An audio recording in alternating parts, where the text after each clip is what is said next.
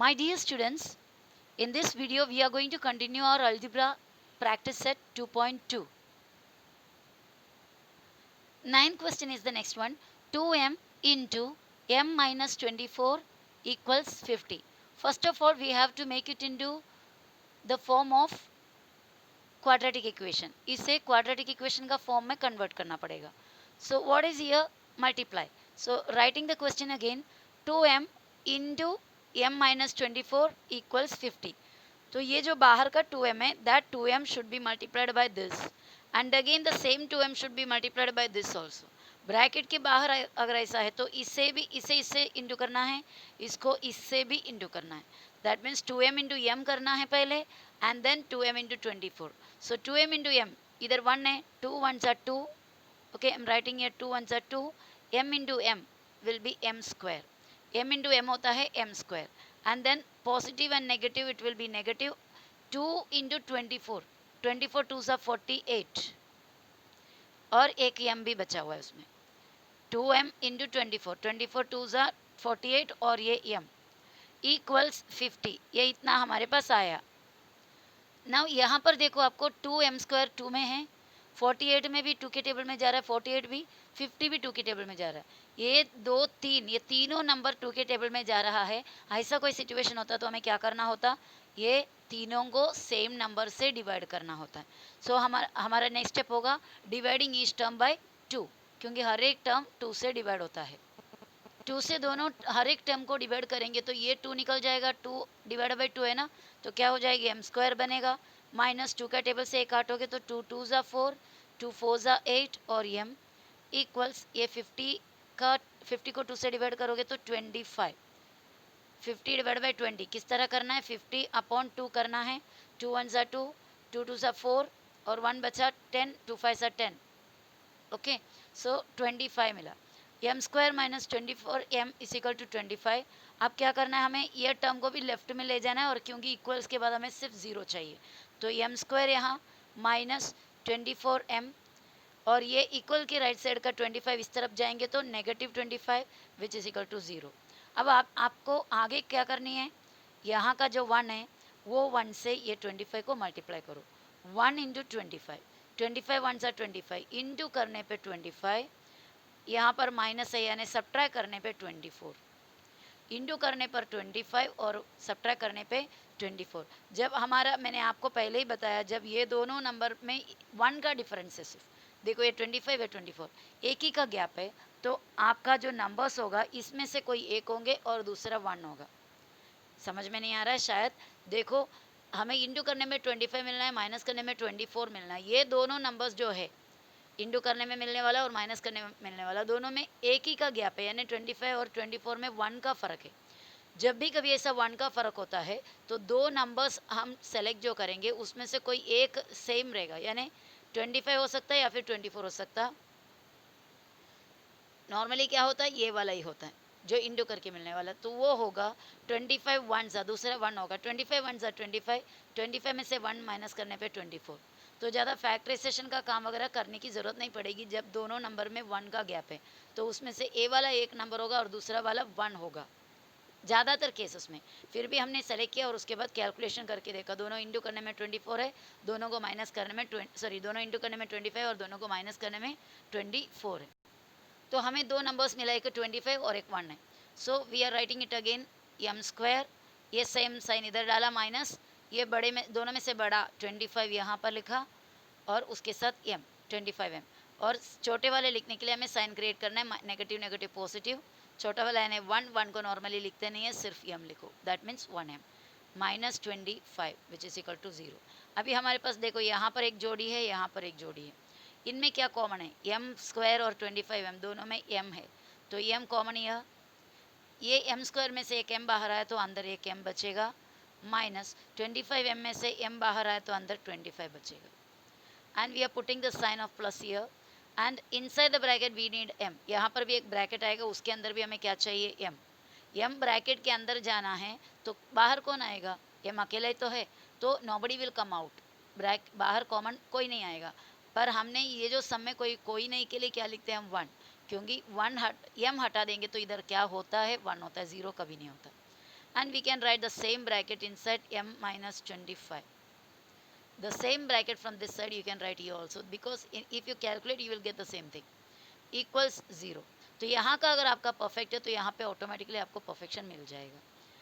और अभी ब्रैकेट में जो कॉमन है that will be written one time to m minus 25, and the outside parts, that means m plus 1 equals 0. Okay, now either m minus 25 is equal to 0, otherwise m plus 1 is equal to 0. So we are writing m minus 25 equals 0 or m plus 1 is equal to 0.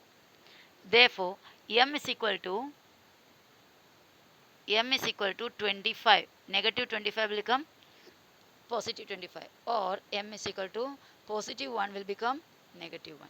So these are the solutions of those that question, that equation. Okay, so we should write the final answer. Answer will be is equal to negative 20, sorry, positive 25. 25 minus 1 are the roots of the given equation, are the roots of the given equation. Now the next sum. Now our next question is 25m square is equal to 9. Okay, therefore see यहाँ पर दो ही term है आपके पास, तो तीन term वाला equation बनता नहीं. अभी तक जितने भी किए थे तीन टर्म्स थे, फर्स्ट टर्म, मिडिल टर्म और थर्ड टर्म, और हमने मिडिल टर्म को दो टुकड़े में डिवाइड किए थे, बराबर. तो यहाँ पे दो ही टर्म है. देखते, let's see, let's bring this 9 to the left side. 25m square minus plus 9 will become negative 9 equals 0. Only two terms are there. So यहाँ से हम मल्टीप्लाई करके मिडिल वाले को अगर देखने के लिए, there is no middle term. Okay, कोई बात नहीं. इसको किस तरह करना है देख लेते हैं. 25 is a square, it's a square of 5. 25 5 का स्क्वायर है, and m square is also a square of m.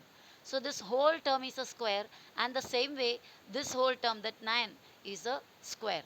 25m square 5m का स्क्वायर है. See, 5m का स्क्वायर है 25m, बिकॉज 5m 5 का स्क्वायर होता है 25, m का स्क्वायर होता है m square.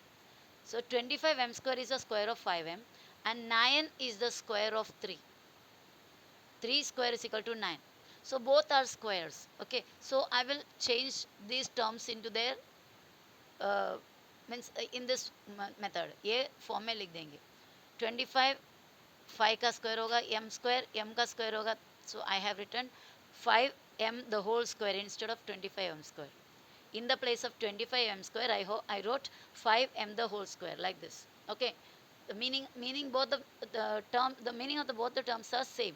Now negative minus sign. What is the square root of 3? Sorry, 9. 3. So 3 square will be 9. 3 square is equal to 9. So instead of writing 9, I have written 3 square, and instead of writing 25m square, I have written 5m the whole square equals 0. And you must have already studied. It's not must have. You studied, because I myself had taught you. A square minus b square equals a plus b into a minus b. This is an identity you have already studied. ये equation जो है, formula जो है, आपने already study किया है. A square minus B square is equal to A plus B into A minus B. Otherwise you can write A plus B into A minus B equals A square minus B square. आपने ये already पढ़ा है. Okay, ज़रूर पढ़ा होगा. So A square minus B square को इस तरह ओपन करके लिख सकते हैं. तो यहाँ पर भी वही फॉर्मूला हो गया. एम, देखो 5m instead of A square के बदले 5m का स्क्वायर, माइनस, इधर भी माइनस, बी स्क्वायर के बदले 3 स्क्वायर. तो यहाँ पर हम किस तरह लिख सकते हैं. ए स्क्वायर माइनस बी स्क्वायर, ए प्लस बी फर्स्ट और second term, A plus B into A minus B first और सेकेंड का माइनस, फर्स्ट और सेकेंड टर्म को प्लस में, फर्स्ट और सेकेंड टर्म को माइनस में. तो इसी तरह फर्स्ट और सेकेंड टर्म को प्लस में और फर्स्ट और सेकेंड कॉलम को माइनस में. तो 5m फर्स्ट टर्म, यहाँ पे उसके बाद क्या है, प्लस सेकेंड टर्म यानी 3 into first term again, instead of plus we have to write now minus, and the second term is 3 is equal to 0. देखो ये कैसा किया.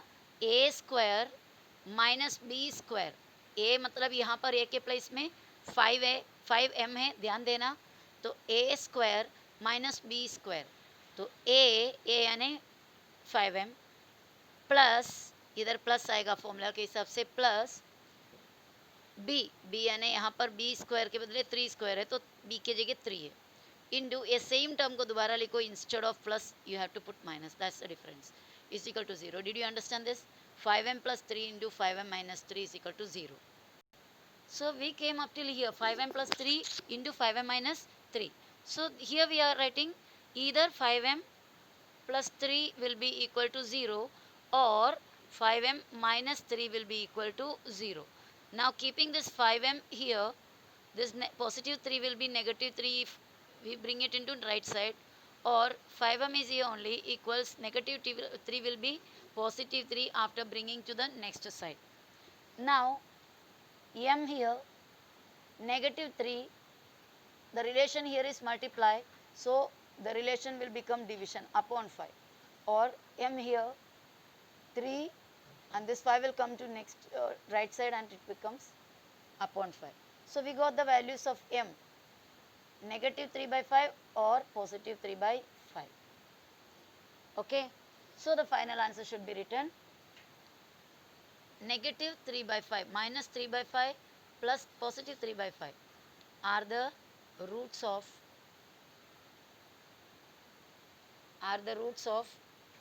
given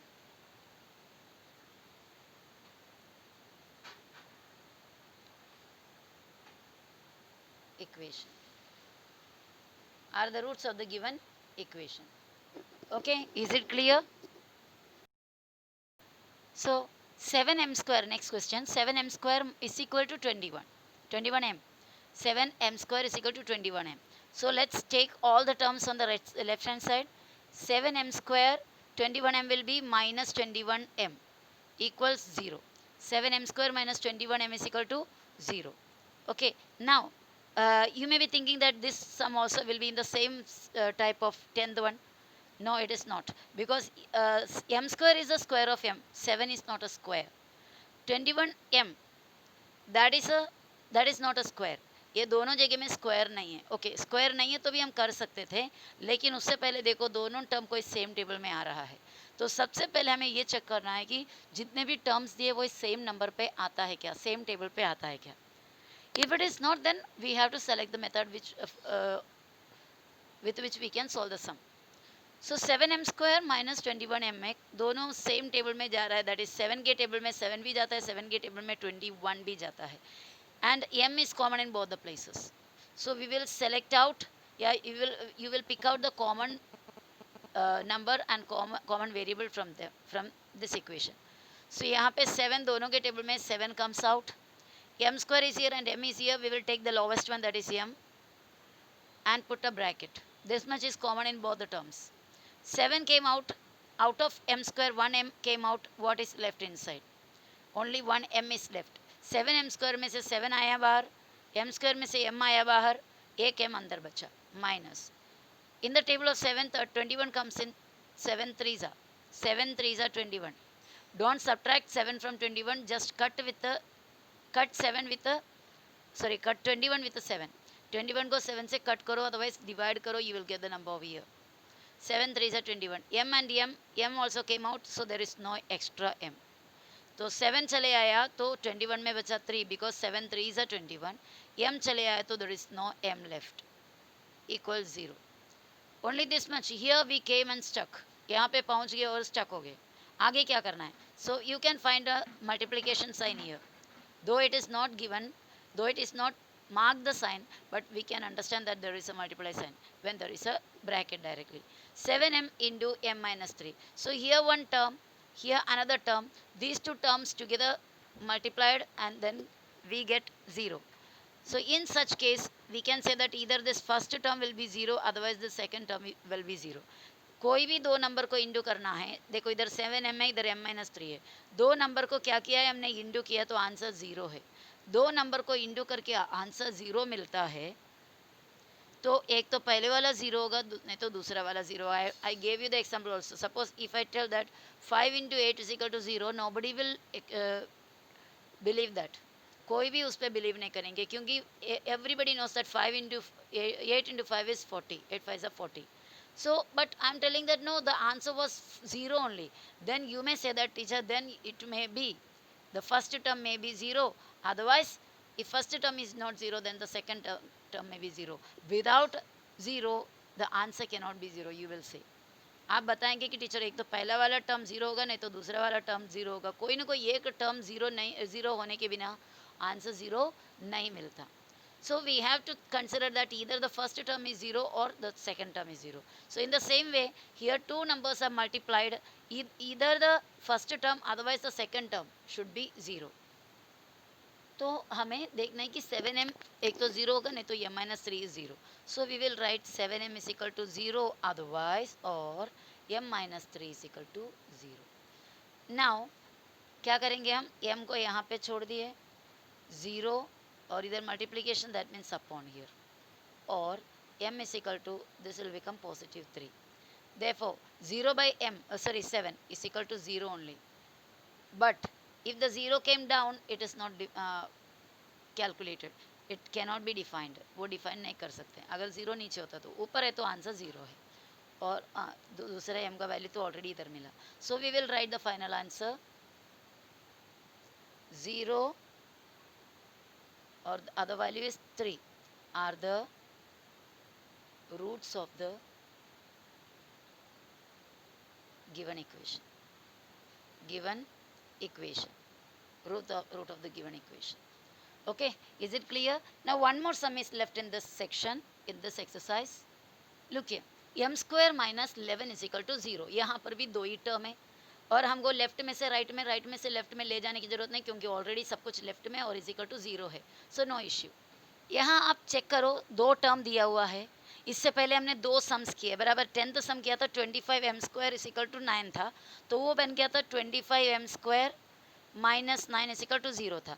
The first term was a square, the second term was a square, then we use the formula a square minus b square. बराबर है. First term और second term दोनों square था और बीच में नेगेटिव साइन था, तो इसके लिए हमने क्या किया, कौन सा फॉर्मूला यूज करके सॉल्व किया, A square minus B square.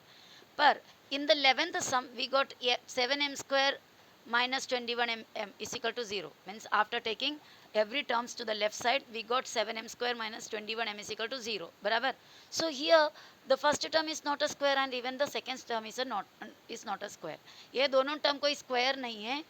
और दूसरी एक बात हमने ध्यान दिया है कि दोनों टर्म में कुछ तो कॉमन था, दोनों में समथिंग कॉमन, तो हमने क्या कर दिया, वो कॉमन वाले को बाहर निकाला और बाकी लिखे, हमारा आंसर सॉल्व हो गया. एंड हियर नथिंग कॉमन, यहाँ पे कोई भी चीज़ कॉमन नहीं है, बराबर. तो वो मेथड से तो नहीं कर सकता, यानी जैसे 11th सम किया तो वो मेथड से पॉसिबल नहीं है. और सो ये टोटली एक अलग मेथड हो गया, कुछ कॉमन नहीं है. तो हम कौन से मेथड से जाएंगे, इसी मेथड से जाएंगे. तो आप बोलेंगे यहाँ पर कहाँ है स्क्वायर, इधर तो स्क्वायर इधर नहीं है, कोई बात नहीं. तो इसको भी हम स्क्वायर बनाएंगे. किस तरह, स्क्वायर रूट ऑफ 11 का आप स्क्वायर निकालोगे तो आंसर विल बी 11. इससे पहले के वीडियो में मैंने बताई थी. अगर 11 सिर्फ मिल रहा है या 3 मिल रहा है तो we can write it square root of 3 the whole square. Root 3 का स्क्वायर करोगे तो क्या बनेगा, 3 बनेगा. समझ रहे हो. तो इसी तरह 11 को हम क्या करेंगे, स्क्वायर बना देते हैं.